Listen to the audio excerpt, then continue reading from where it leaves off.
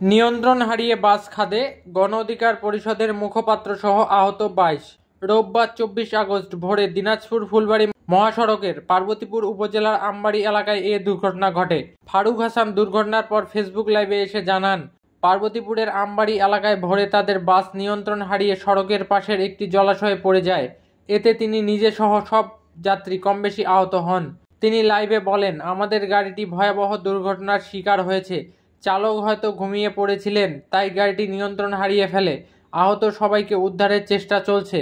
Ambari police তদন্ত কেন্দ্রের in charge Arifur Rahman বলেন, গাড়িতে যাত্রী ছিলেন প্রায় ২৫ জন। সবাই কমবেশি আহত হয়েছেন। আহতরা বিভিন্ন হাসপাতালে চিকিৎসা নিচ্ছেন। কারো গুরুতর আহত হওয়ার খবর পাওয়া যায়নি। এক্সপ্রেসের গাড়িটি ভোরবেলা হঠাৎ করে দিনাজপুরের আমবাড়ি নামক জায়গায় তারা গাড়িটি সেখানে আমাদের ভয়াবহ অ্যাক্সিডেন্টের শিকার হয়। গাড়িটি উল্টে পড়ে যায়। তো ভিতরে মোটামুটি ৪০ জনের মতো যাত্রী ছিলাম আমরা। তো তেলের ট্যাঙ্কি ফেটে পুরো গাড়ির ভিতরে ভয়াবহ একটা অবস্থা। তেল আসলে সবাই প্রচণ্ড রকম চিৎকার ভিতরে। আর স্লিপার কোচগুলো তো আপনারা জানেন যে গ্লাসগুলো চতুর্দিক থেকে বন্ধ করা, একটা ভয়ঙ্কর পরিস্থিতি। সবাই আল্লাহকে ডাকার, আমরা কালেমা পড়ে আল্লাহকে ডাকতেছিলাম যে আল্লাহ যাতে রক্ষা করে আমাদের। পরে আমি কোনো মতে একটা লোহার পাইপ ভেঙে আমি একটা গ্লাস ভাঙার চেষ্টা করি। গ্লাসটা ভেঙে আমি তারপরে সেখান থেকে ছোটো একটা বাচ্চাকে আগে বের করি।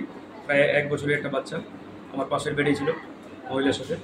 ওইটাকে বের করি। তারপর আমি বের হয়ে আস্তে আস্তে আমি উপরে যখন উঠি তখন আরও ৩-৪টা গ্লাস আমি ভাঙি ওই পাইপটা দিয়ে, আঘাত করে। তারপরে একে একে সবগুলো যাত্রীকে আমি বের করার চেষ্টা করি। এরপরে আসলে কী বলবো, এটা আসলে একটা ভয়ঙ্কর পরিস্থিতি। আমি ২ হাত দিয়ে এইভাবে আমি আমার মাথাটা সেভ করার চেষ্টা করছি। এভাবে মাথাটা ধরছি, যত পাল্টি খাচ্ছে আমার ২ হাতে আঘাত লাগছে, বাট আমার মাথায় খুব একটা আঘাত লাগা নাই। তারপরেই তো ভয়ঙ্কর একটা অবস্থা, ভিতরে চিল্লি, সবাই আতঙ্কিত, কান্নাকাটি।